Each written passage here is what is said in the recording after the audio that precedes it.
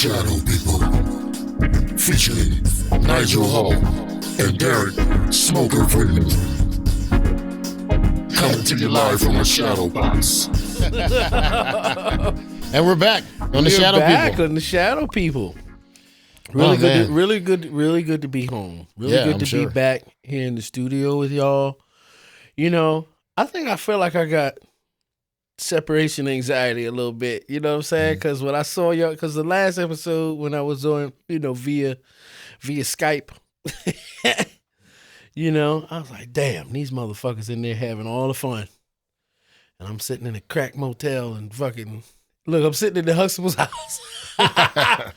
It was fun though, but I'm really glad to be home. Glad to be back off the road, and I actually had a really good tour. I took a lot of space for myself this tour, because being on the road is harder for me these days.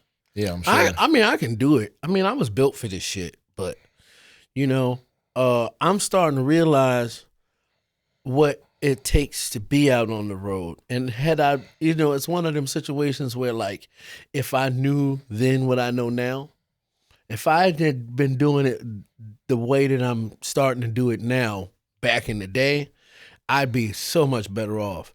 But hey, better late than never. I'm figuring it out, and I actually was able to take time for myself and authentically show up for people, be professional, and I was able to give 110% every single time because I didn't feel like I was wasting my energy on other things that didn't pertain to what I was doing and took away from what I was doing. And in turn, it made me feel better about the way that the tour went. I will say, though, however, I want to send a shout out to my man Eric Bloom, because he lost his mom not too long ago, and she was just at our show in Raleigh, North Carolina. So we had literally just saw her. And so my thoughts and prayers go out to the entire Bloom family, to Jerry, to Eric, to everybody in the Bloom family, because I'm really close with all of them. And I just want to say that my prayers are with all of y'all. And, this is a rough road, but I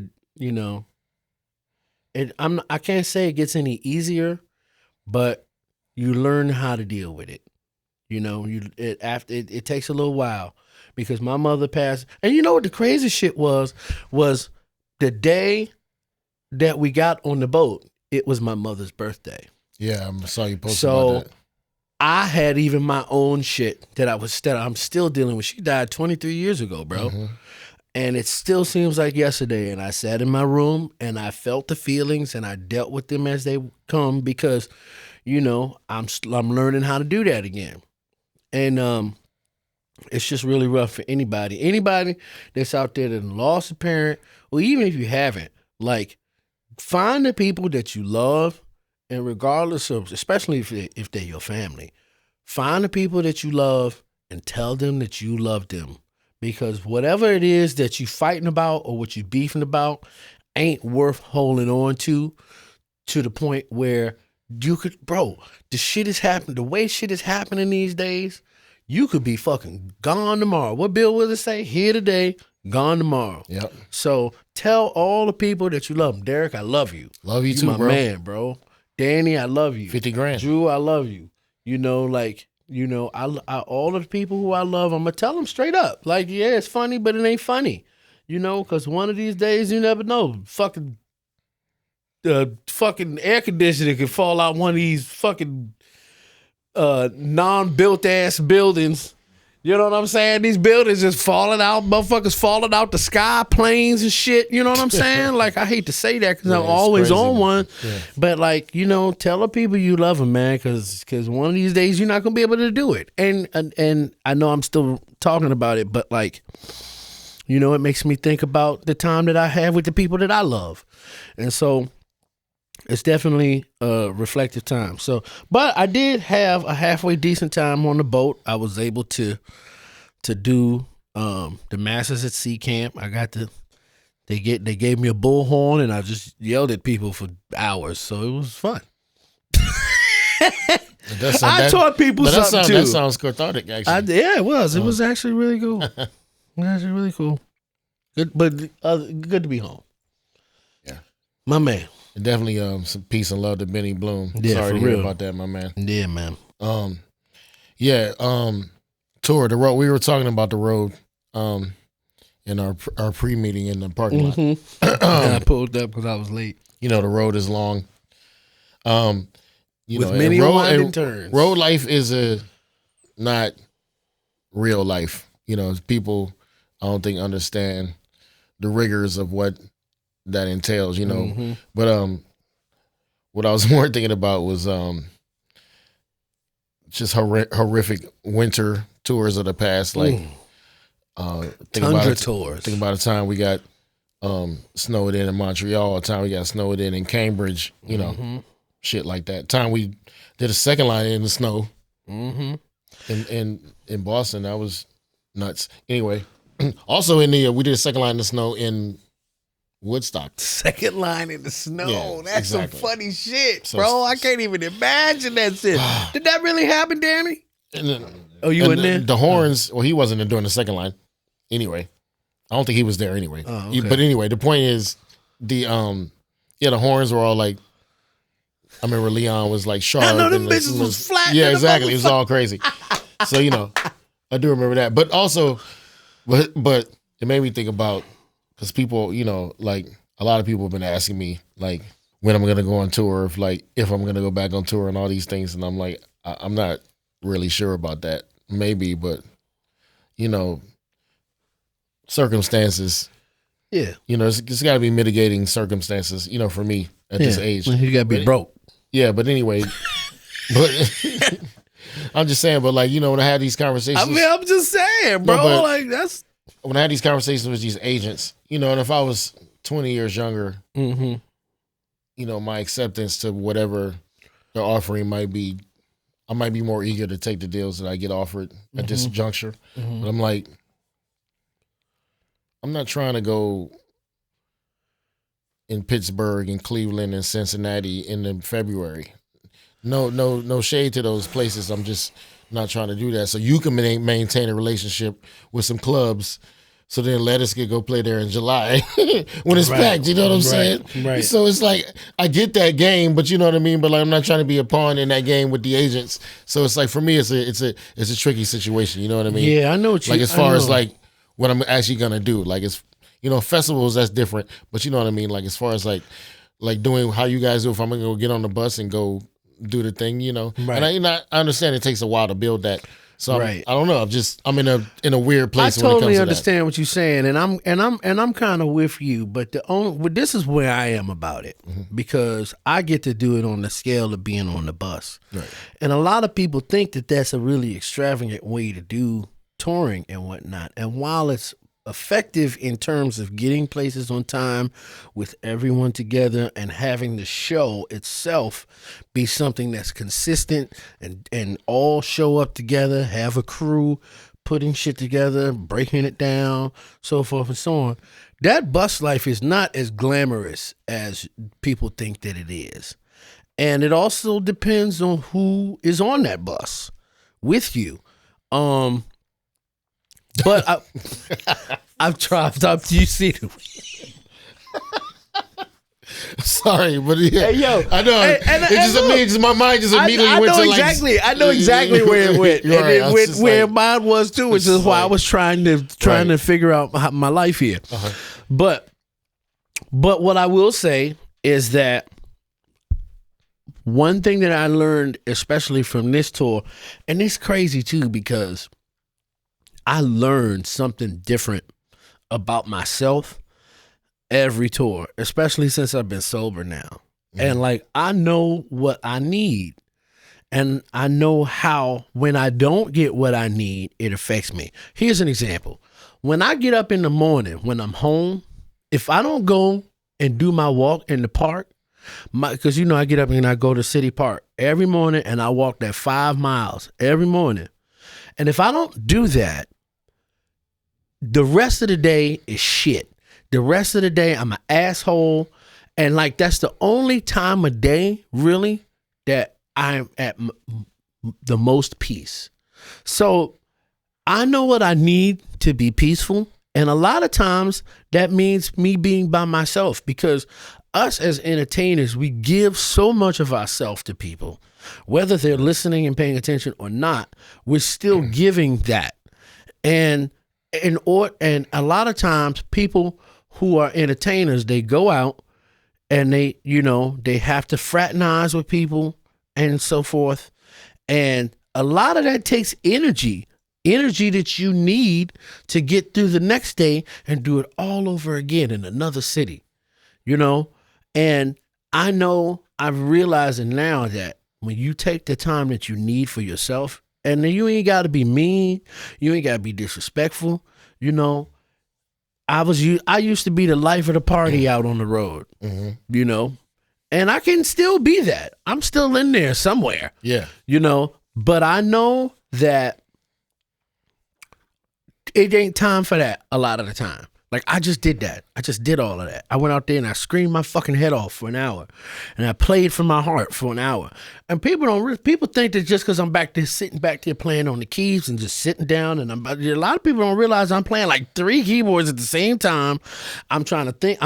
I'm got to think of words. I can't forget the words. Yeah, you know what I'm saying? Like, that's a real struggle. It is. You know what I'm saying? Playing drums and doing the words. And it takes a lot of brain power to do that. It's true. And I can do it really well when I am focused and when I have given myself the time and the space to rejuvenate that energy so that I can go out there and do it. And bro, real talk, I do not know how I did what I do back in the day when I was fucked up. I don't know that. I mean, the grace of God. You hear me? Because I can remember times. I've seen a few miracles. Definitely seen some miracles. I know that's right. You'd have been like, how in the hell? Because I know what this motherfucker was at 11:30 this morning. You know what I'm saying? Sorry. No, it ain't nothing to be sorry about. Because that's the way of time. And I'm really starting to appreciate those lessons, but that doesn't make it any easier. And I just saw something on Instagram not too long ago. Shout out to my man Christian McBride. Hopefully we have him on the show. Philly again every time. Philly, a lot of fantastic things. Hope we have Ted Turn on the cover. Ted, where you at? But he was just talking about something where when he was talking about after a musician gets to a certain age, like, in their 50s, mid 40s, in their 50s. Musicians of a certain age. Yeah, musicians of a certain age. Then it becomes a point where your mental health and your physical well-being are more important, really, sometimes in the music. And then he gave an example about how Joshua Redman, whose father is Dewey Redman, and Sonny Rollins, they were all on tour one time, and Dewey and Joshua was like, "Oh shit, Dewey and Sonny are going in the room to fucking talk." So he was going in there to get some knowledge, and he said he came out, he was in there for an hour, and all they talked about was their most recent colonoscopies. Right. You know what I'm saying? It's like, all right, young man, get your booty hole checked. I've been in a colonoscopy room. We had a whole drummer thing around that. It was like, no, it's gonna be fine. You gotta go eat. Yep. And I got one scheduled. So yes. And again, shout out to my man James Casey, because he was a huge advocate in letting people know that they need to take care of themselves out on the road. And at a certain point, you can't just be out there drinking tequila. And I was just on Jam Cruise, and Jam Cruise is it's kind of a free for all. And you can do whatever the fuck you want. And, it's very different than what I used to look at it as. Very, very different. I'm able to see something different in it now because I involve myself in other things that make it worthwhile in terms of what it feeds me, But there are a lot of motherfuckers on there that's just getting fucked up. And that's cool, man. Like, do what you got to do. But that shit creeps up on you, bro. That shit creeps up on you fast. You know, even if you not doing nothing, like you just can just see it and just watching people do it make you fucking tired of it. It's like, God damn. You know? So yeah, we got to take care of ourselves out there and, you know, take your ass to therapy. It's very important. You know what I'm saying? Yep. I like them glasses, bro. Thanks, I see man. you, Nino Brown, Kareem Akbar. I know, I can see. It's crazy. Educated brother from the bank. I see you. I like that. I guess we're going to take a short pause for the calls real quick. Yeah, you know they're back redoing New Jack City. I know, Sterling K. Brown. I like that dude, man. Let's talk about that when we get back. Yeah, we're going to talk about that when we get back. We'll be back after this. That's a big pause. What's up, y'all? We back. Nigel Hall. Derrick Freeman, Shadow People. Shadow People. Make sure you hit that like button, that subscribe button. shadowpeoplepodcast@gmail.com for all your questions and concerns and comments. You know, we had I don't know what you want to talk about first, because we talked about a whole bunch of shit during the break. Were we? we was talking, yeah, we went all over the place. It was kind of cool. Let's talk about the JazzFest lineup. Who you know what I'm stoked about this year? Stanley Clark is going to be here. I saw that. I cannot wait. Philly. It's just Philly. Why is this is like, yeah, never mind, whatever. Stanley Clark is one of my favorite musicians of all time. Not just because of what he did with George Duke, but Stanley Clark. I saw him with George at the House of Blues in New Orleans. Yep. And he was also here for JazzFest one year. Yeah. But I missed it because I was up the entire night before and I finally went to sleep and I missed it. And then fucking 2 months later, George passed away. So that was my time to see him in New Orleans and I missed it, which is why I always made sure I went to go see Frankie Beverly. Absolutely. After that, you did. I saw him every time, whether he was killing, whether he was not killing. Just the fact that he was on that stage was enough for me, and so that's why I went to go and see him. Which goes back to what I was saying in the first segment about tell the people that you love him, and we definitely. I feel it's safe to say, all of us who love Frankie Beverly the way that we do. We gave him his flowers, and he knew, if he knew anything, he knew how much we all loved him, especially us here in New Orleans. So, but I'm psyched about seeing Stanley Clark. But that's kind of all I want to go see. I don't want to see nothing else. Cool, we got it. JazzFest. Yeah, JazzFest. There you go. I'll be playing at JazzFest probably this year with John Cleary. I'll be there on Thursday, May 1st. Yep, May 1st. I'll be there at JazzFest. Exactly. I was approached by Tony Hall.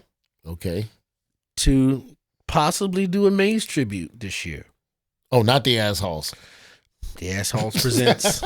Pause. That's a pause, by the way. Let me get deep in the mic. Pause. And again, pause.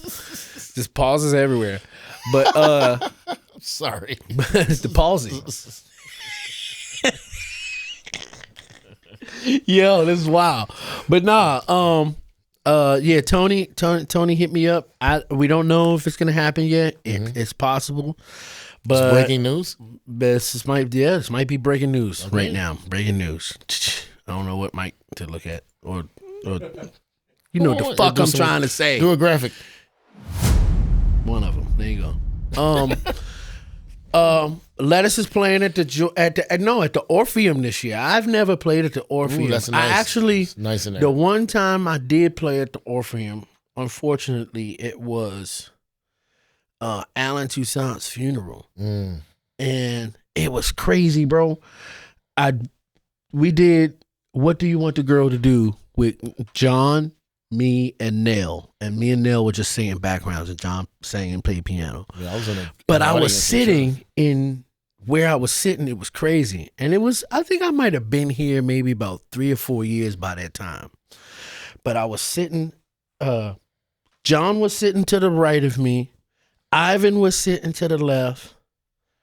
I think Charles was still alive. So Charles was behind me. Dr. John was sitting next to him. Boz Scaggs was in front of me.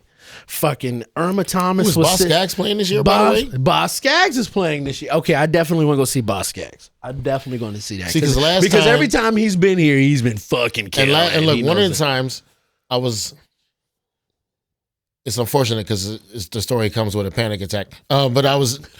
Another one? Yeah, I was in. Do you have a panic attack every jazz fest? Yeah, pretty much. I was at the I was at the Acura, whatever they call it, Ray-Ban stage, looking at Eric Clapton. And no disrespect to Eric Clapton, this must have been the most boring Eric Clapton set of all time. Yep. It was like ballad after ballad after ballad. And I was like, all right, I knew Boss Skaggs was playing in a blues tent, and I was like, all right, I gotta get the fuck up and go see Boss Skaggs. And I stood up, and I get the vertigo hit me, and I had a full blown like panic attack, heat stroke in the middle of the thing. And so they had to, sit me down and go take care of me. So I miss Boss Skaggs, so that's my priority. Yeah. You want to hear something crazy? Mm-hmm. I went to go see Chick Corea one time in the jazz tent. My black ass fell right to sleep. I went right to sleep. But it was so soothing though. Mm-hmm. It was just soothing, and he just the way he was playing. I was out. I was out. I fell asleep when we went to go see Black Klansman. That's the one movie I would not expect you to fall asleep. Didn't we go see that? Yeah, I fell asleep next to you. I got clowned, but I went the next day. Fully got clowned. I went the next day by myself to watch it to redeem. Yeah, because we went and saw it at the Pretend. Yeah. Yep. And I was hype after I got out. I'm still drinking. I got drunk. I drank like a half a bottle of whiskey. Yep. And I was drunk with you. I remember that. Out in the seat. I remember that. Yep. So I haven't done that in a while. So that was fun. Speaking of films. Man, this new Sly documentary. Yeah. God damn, I'm getting into it. It is definitely a must watch. Shout to Amir for Questlove Thompson for directing this. This movie is fucking 5 mics. It gets 5 mics from me because I'm one of the biggest Sly fans ever. I thought I was Sly at one point. I thought seriously, straight up. And as quiet as it's kept, I'm working on 2 new records right now. And I decided there's all original material. There's a couple of covers, but they help to tell a story. So it's kind of like a themed album. Mm-hmm. But the person I chose to cover was Sly. And, seeing this documentary, and I don't want to ruin it for everybody, but if you know Sly, then you know the story, and you know what is going to be talked about, and you know what the key points are going to be. And there was just so much that I could relate to as an artist. And one of the things that I was explaining I had a rehearsal earlier with some people, and one of the things that I was explaining to them was, as black people in this country, we have a responsibility, especially as entertainers and as songwriters and as musicians. When we get a platform, it is our responsibility to make sure that we make the best of that platform. And the only thing that really brings us all together is music. So that is the only way that we can express the frustration and all of the things that we have to deal with in this country. And that is a heavy burden alone in itself, because if you're not saying one thing, you should be saying another. It's always a damned if you do, damned if you don't. Right. Because if I don't say it to you through song, or if I don't say it to you through a dance or something, and I just tell you the straight up truth, what happens is we get fucking killed. That's what happens.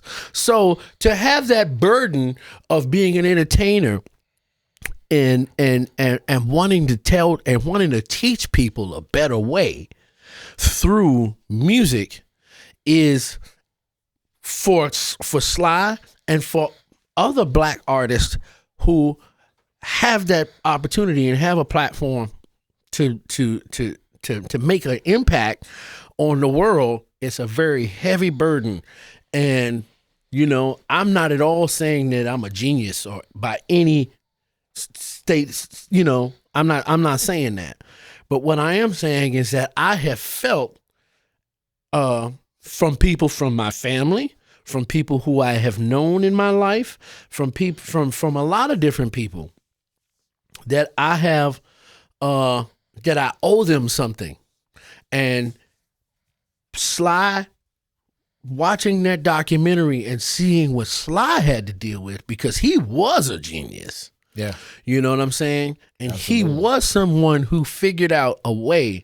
And if that's what a genius is supposed to be able to take the influence that they get from other people and turn it into something that makes it themselves. And if that's the case, then I'm not saying I'm a genius, but under the definition, then I may be one. I may be one in my own head. When I'm in the studio, I think I am. So that's fine. But I understand that feeling, and I understand that burden that I have dealt with in my life, which has caused me to make some of the decisions that I made. And man, it was so fucking heavy. It was so heavy. And man, I urge anybody to watch that shit, because it is some fucking deep ass shit. And you'll understand where a lot of that music came from, because we reflect the times. We reflect what's going on. Any artist does, no matter what you do. If it's music, if it's art, if it's poetry, whatever. You reflect the time that you in, because that's all you have to write about. That's because you live day to day. And man, it was incredible. And I know your ass was Sly. You was the first person I thought of when that shit came out, because you got Derrick has this painting of Sly in his house. I've been trying to get from this nigga since I met him and found out he had it. I said, how much you want for that? He's like, it's not for sale. The thing is, it's true about the burden artistically when you have the platform. You know, like you know, it could come with consequences. Like, you know, I was on blackface on my own record. People didn't like that. Some people love the record, but people didn't like the fact that I made that choice, you know, or whatever. And then I followed it up with a record called Driving While Black, just to like further drive the point in. You double down on that shit. Yeah, which, you know, was I mean, could be looked at as a detriment to my career at the time, you know, but just because of people wouldn't return my phone calls. Like the same people that really love Soul Brass Band, you know, wouldn't give me the time of day until that became a possibility. And I still remember that, you know what I mean? And so the relationships that you have, you know what I mean, are based off of a certain, you know, things being tinged a certain way. Like, it's, you know, a brass band is a lot easier pill to swallow than me on stage, you know what I'm saying, giving it to you in a way that like makes you feel uncomfortable, you know what I'm saying? So, but also, while I agree with you about the artistic burden, there's also, you know, like, we should have the ability to turn it off too, just like any other artist. So it's like, in normal situations, that's when it becomes diluted for me. It's like, okay, you know, just because you're ignorant to whatever it is or uninformed, like, it's not my job to teach you that either. It's not my responsibility. You know what I'm saying? Like, it's not my fault that you're not fucking comfortable. Exactly. Like, I didn't put out a syllabus. I don't have any office hours. Like, I'm not teaching a class on this. Like, it's your fucking job to go read a book or figure some shit out. Right. Or like, you know, get a black friend and talk to them. If you don't like it, too bad. No refunds. You know, like I always say, take a road trip with somebody of a different color. Exactly. In this country, you'll figure some shit out. But anyway, that's all I'm saying is, like, I agree about the burden, but to a certain extent, like, you know, as an artist, as a human, I should be allowed to turn that shit off too. Like, I don't always have to be, you know, Mr. Drummer Boy. But that's what I'm saying. That's the whole point is that you should be allowed to. Exactly. You know what I'm saying? And a lot of times we can't. We can't because we have that responsibility. And it's not just, and it get to a point where it's not just it's not just, it's for us. It's like, what am I doing? Am I doing enough? Am I doing enough for the culture? Am I doing enough for people? It is fuck all the people. Am I doing enough for myself so I can lay down and go to sleep and not feel like a fucking sellout? You know what I'm saying? Louis Armstrong.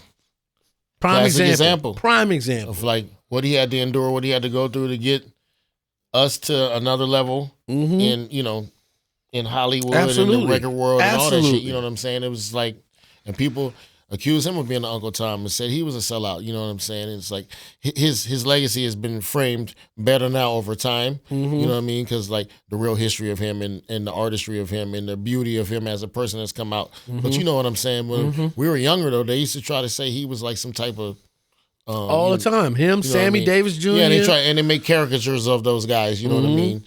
And they're like most vaudevillist type moments, right? And use that as like the frame for them as a whole artist. And it, you know, I mean, even as a kid, like I said, like you said, Sammy Davis, Louis Armstrong. The way I saw them as a child, it's like these black entertainers that are like, you know, it was a different. I didn't see it the way it was actually was. You know what I mean? Right. It was like, but Sly was coming over from a different side, where it was like people thought everything he did was militant and blah blah blah. Right. He was like, no, there's love in this. Actually, y'all are misinterpreting shit. I'm just like, just because I'm not, you know what I'm saying, singing Hello Dolly with my teeth out doesn't mean I'm not trying to doing spread the ham joy. bone or fucking, right. So, you know what I mean? But I mean, that's like internal conflict. A lot of, still to this day, we as Yeah, black artists, exactly. you know, because now it manifests itself in the shit you hate, in the in the twerking and all that bullshit. Yeah. Which no disrespect to twerking as an art form. That's not what I'm saying. I'm just saying, I know what you mean when you say but you that. know what I'm saying. Yeah. You know what I'm saying. And I don't. Hey, look, you know, I don't necessarily hate twerking. Right, but, of course. You know, like it does nothing. That's a whole nother episode. We ain't gonna go into that. Go back to episode 1. We're not experts on the lineage of dance either. There's a real thing there. Yeah, because neither one of us can dance. Yeah, we can only not. 2-step, Right. which is enough for us. I can dance behind the drums, but that's different. It's our responsibility to make you dance. You dance. Right. Anyway. I loved it. Yeah, I loved it too, and I think that it's definitely a must watch. So y'all check that out on Hulu. It's fucking dope.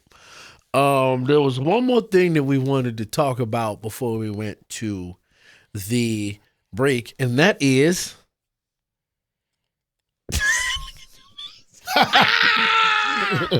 oh man, I forgot, man. That's all right. Well, look, we'll go to break then on that note, because we'll just cut to whatever it is. Yeah, and exactly. then we'll just cut. Yeah, exactly. We'll just cut to whatever it is, man. This is Nigel Hall. Derrick Freeman. Yep, he This is almost Shadow forgot his People. name. Make sure you like and subscribe. Hit that button. Hit the button, man. Make like sure you and email us subscribe. with all your questions and comments. We love it. Hey, zoom in on this nigga's eyes, bro. I love it. We'll be back after these messages. All right, y'all. Nigel Hall and Derrick Freeman. We're back with the fucking Shadow People, and this segment is called the comment section. Oh wow! Now, I have not seen these yet. Now look, these are live. What we're gonna do now is these are live reactions to the comments of the shorts that we've been posting. And I was just made aware of all of this shit myself. So all of this shit is just like really real time right here. So we're gonna share the shorts with you, and then we're gonna read the comments off, and we just gonna have ourselves a grand old time here. We're gonna see how quick it take me to blow a fucking gasket. Let's see. All right, here we go. Here we go. You better hold the fuck on. Here we go. So, Danny, did you get a chance to order your swastika shirt before they got removed from the internet? I bought them all, man. Right. Yeah. Man, I'm the Hey man, let me say something, bro. Man, fuck that nigga too, bro. Fuck Kanye. Look, I'm looking right at the camera and saying it. And anybody that support that nigga, fuck him. Bro. Fuck Kanye West. All right. Now that was the clip. Now we about to read the comments. Let's see what the comments say. Oh shit. Here we go. All right. Somebody says, what? Okay, that's kind of generic. Okay. I got nothing for what? Why? All right. Right. Okay, here we go. Can you hear me? Okay, I'll put this right here. I can't see it, so you got to read it. Yeah, because I barely see it too. Black people getting offended by a swastika, but not offended by what's happening to Jews is rich. Wow, man, really? Wait, what? That's what they said. They said Say it on the mic. Black people getting offended by a swastika, but not offended by what's happening to Jews is rich. LOL. What? You just watch the whole episode. They really, there you go. Yeah, They didn't even see. They They didn't even see what I said as loudly as possible into the microphone. Yeah. That not only is Kanye offending Jewish people, not only is he offending white fucking people, he's offending us. He's offending fucking everybody. So you didn't watch the episode. Fuck you too. Next comment. Clark Jackson Fitness. Okay. Yeah, we're going to say you by name. He likes Kanye. He says, I like Kanye. That's great, Well, Clark. you know what? That's good for you. Perfect. Oh, this was great. What is this guy's name? We need to put him out. What is it?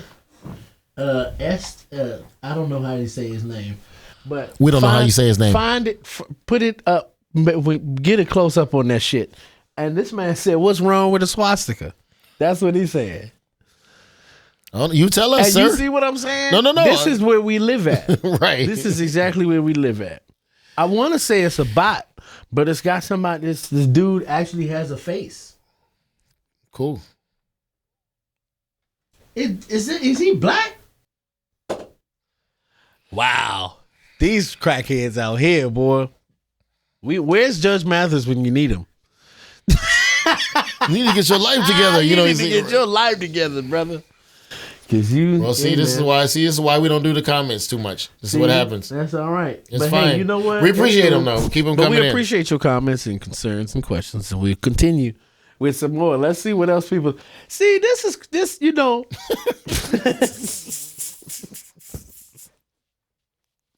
I'm really trying, bro. I'm trying to be the shepherd right now. I know. You know what I'm saying? I know. But here. This is one reason why a lot of people don't go into the comment section. I try not to because of stupid shit like this. It's like people don't even take the time to really listen to what it is you actually saying. They just see that's where we at in the world right now. It's like they get it see in the clip, one day, man. That's you know what I mean? You got to watch the whole episode. Let's look at this one here. Days to 2 weeks. This one don't have. history. I'm just saying American history. It's been all black history, but it's been American I'm history. gonna let too, this so play let's just say that. because. We still real blackity black over here. And Yeah, I want to be still. clear that black history will never be canceled. Black history is every fucking day for me. Every day. Every minute, every hour, every second. So I That's just want fine. that to be clear.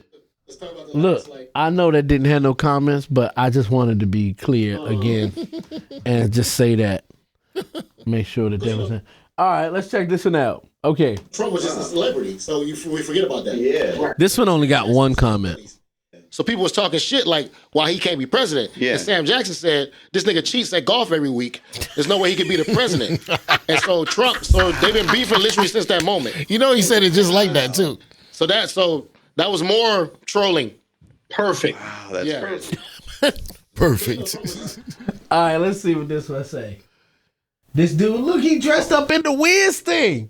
Oh my God, I wish you could see it.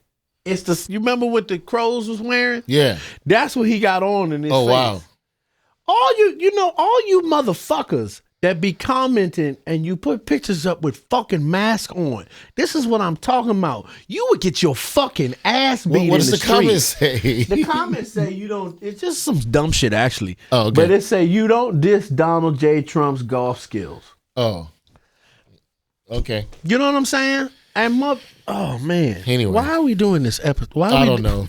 It's fine. This is all right. Okay. just- yeah, it's no. actually really entertaining for No. me. I'm not as angry I'm as I thought depressed. I would be. It's kind of depressing, It's depressing. you know. But whatever. We just Anyway, we're just people checking- are still dumb. Newsflash. we're checking it out. In case We're we didn't checking it out. realize. It's fine. It got me to thinking about All right. the Star Spangled Banner. I want to see and, this. renditions of said song, and how it is as an American. People get real sensitive about that. It is an honor to be able to sing the Star Spangled Banner at some national event, right? And I was thinking about what are the ones that we remember, the most memorable ones. Like offhand, I remember Marvin Gaye, I remember Whitney Houston, I remember Prince, I remember Michael Jackson. Seems like there's a current running theme in that. Y'all the ones painting flags on your face and wearing flag underwear and flag bandanas and all this shit. That's desecrating to the flag and to the country.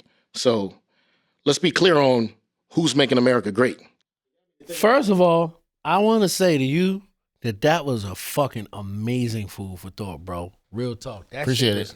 That shit was well said and well thought out, and you dropped some bombshells in that made me think about what it was that I thought, because we all know that song, you know, there's like 2 more verses to that song that are never sang, and they all about slavery.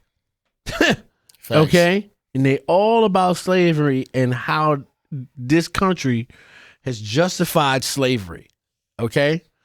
But the fact that we as black people can go and take that song and make it as impactful as what Marvin did and what Whitney did. You know what I'm saying?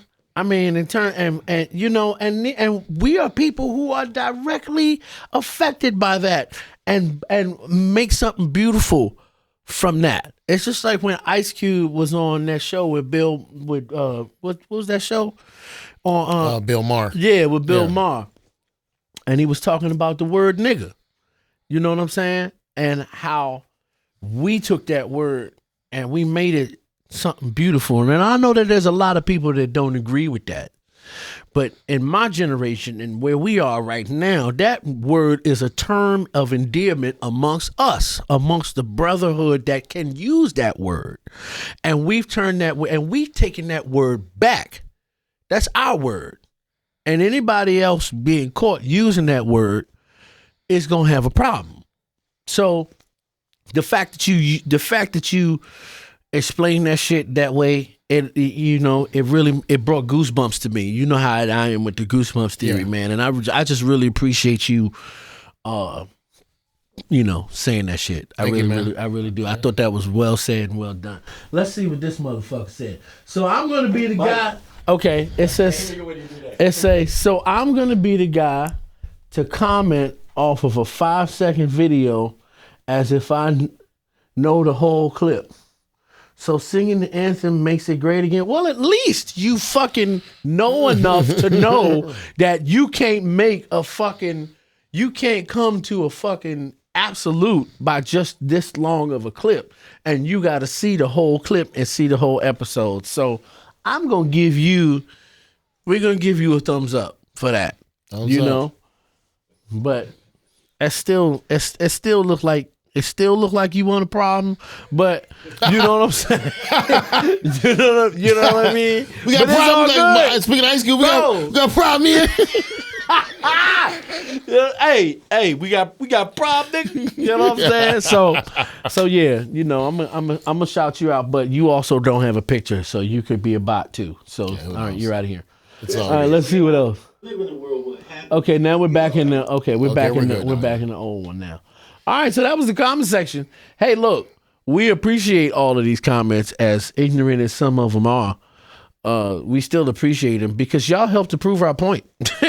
Y'all are doing it. Thank you. You know what I'm saying? But we also appreciate, because we know that there's a lot of people who watch this show who actually take the time to watch the show and see exactly what it is they're saying. And we appreciate you all too, because y'all help to keep the show running, and y'all help to give us the will to want to come in and help educate on some of these issues that's going on, at least. Yes, because right now we're on a platform. Yeah. Cecil will educate. When you see me at the coffee shop, don't ask me stupid ass questions. I'm not here for that. Hey, look, ask a stupid question, get a stupid answer. Okay? And because that's the energy we on. That's how, that. You know what I mean? And stop playing in my face. Stop playing in my fucking face, bro. I'm telling you, it's just like I want to say something about that Sly documentary again, but I don't want to ruin it for anybody who hasn't watched it. We'll save it for the next episode after people watch it. Yeah. All right, that's the comment section. We'll be these niggas is crazy. We'll be right back after these messages. It's Nigel Hall, Derrick Freeman, shadowpeople.com. Like and subscribe. Yeah, all of that. Yeah, like, subscribe and shit. We'll be back. Let people. All right. Let people what? Say let people Mardi Gras at their own pace. Some of y'all are extra gung ho, and it's fine. I've been there before, but some of us got to work and shit. We just want to chill out. Like, I don't need you Mardi Gras all up in my face. If I choose to go, I can go up in the parade and I can have a good time. If I want to go to one of the shows, I can do that. But if I'm not there, don't try to indoctrinate me with your Mardi Gras-isms. I'm not trying to be in your crew. I don't want to play for your marching parade. Y'all can't dance that good. You know what I'm saying? I want everybody to have a good time. I'm not trying to be a Scrooge about Mardi Gras. You know, I'm here. I've been here for a long time. I've endured. Yeah. And how long have you lived in New Orleans? 32 years. Damn, man. Longer So than you me. know, I've had my time. I'm not saying I'm retired from it by any means, but please keep your Mardi Gras-isms to yourself. If you want to have a fucking ball, have a fucking ball. If you want to chill out, man. It's okay. Yeah. Don't put pressure on people. Nobody has anything to prove. Yeah. Just take your time. You know, drunk driving goes up. Accidents go up. Yeah. You know what I'm saying? Vehicular homicides go up. Which is crazy because you can't drive faster than 5 miles an hour in this motherfucker when it ain't Mardi Gras. People running in this shit, running over people. You know what I'm saying? Don't. Just enjoy yourself. Be responsible. Have a good time. If you see somebody that you perceive as not having a good time, don't fuck with them. That might be them having a good time. That's what I got. Hey, well, shit, that's a hard act to follow. You know what I'm saying? I mean, and that's coming from somebody who don't leave the house. You know what I'm saying? Well, like you understand? You Mardi Gras at home all the time. All I want for Mardi Gras is some goddamn crawfish. No, I want crawfish. King cake. I want that. I want dong fong. That's all. So I'm gonna call Tort, and because he always bring me one for Mardi Gras. So that's all I want. And if I can just eat my king cake peacefully in the house, then I'm fine. And for all of those who Mardi Gras at home, get yourself some king cake. And there's so many documentaries to watch on television now. There's a new OJ one. Have you seen another that one OJ? Yet? No, wait. Oh, there's a new OJ. Okay, from like the later years when he really went nuts in Miami. But they talk about the trial. They talk about the whole thing. They got everybody. They got Mark Furman. They got fucking Chris Darden. They got all the people. Chris Darden died, huh? Yeah, but it's before he died. Yeah. So there's a whole nother one. And then there's like 4 episodes, and like in the 4th episode, then they get into crazy tweeting OJ. Okay, yeah, Miami bro. OJ, but Miami OJ. Yes. No wait, Chris Darden made me think about Sterling K. Brown. Nino Brown, New Jack City. That's Jack exactly City. what we used to see. It all comes back around. Look at God. See, I don't think they should remake everything, but I like that they're remaking that. I like the fact that they're doing it too. I really hope that it's dope though, because you can get the best. They could fuck it up. They could fuck it up, and you know the dude who just wrote that just passed away not too long ago. So, you know, he's not here to be like, yo, don't fucking do that, because that's not it. So let's just pray that it's dope. But I can tell you that I have seen some trailers and shit, and they look really good. And the advertisement looks really good too. So let's hope that is. And, you know, you can watch whatever you want to watch at home. You know, you ain't got to worry about nobody drive drunk. And if you drink at home. If you drink at home, you can stumble to your bed. You don't have to worry about no DUIs. I was about to say DEIs. You ain't got to worry about You ain't got to worry about that either, really. You know, but it is what it is. I'm really glad to be back here. I'm glad to be back home. I have to leave again soon, but I'm glad that I got to be here in the studio with all of y'all. I want to send a shout out to Brown Hound Sounds, Pound Town. Danny Abel, the assistant DA, is here in the studio with us, but he just ain't had nothing to say today, so it's all good. What's up, Danny? Hey. We got Drew in here. He's running the 1s and 2s. No, Danny was doing the news the whole time. He just didn't realize he wasn't Mike. But he said some important shit. He definitely said some important shit and caused us and led us to the right. You know, whatever. So shout to them. Again, I want to shout out my man Benny Bloom. We love you. We're thinking about you. Yeah, much love. What you got? You got anything going on that you want to talk to the people about? I'm playing at Tips tomorrow, but it might be already happened because when this airs, so it doesn't matter. If anybody is watching,